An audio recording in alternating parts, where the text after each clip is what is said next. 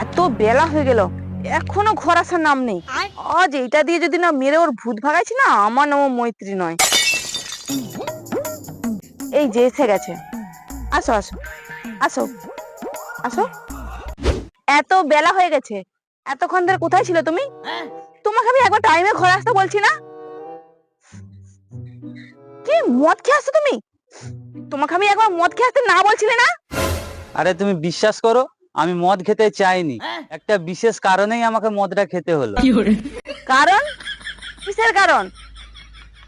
আরে আমাদের যে পার্টি হচ্ছিল না, আমার একটা বন্ধু সে বলল সবার ফোন বার করা, সবার বউয়ের ছবি দেখানো হবে।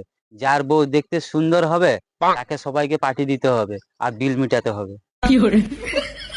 তার মানে আর কারোর বউ ওখানে সুন্দরী ছিল নি? সুন্দর?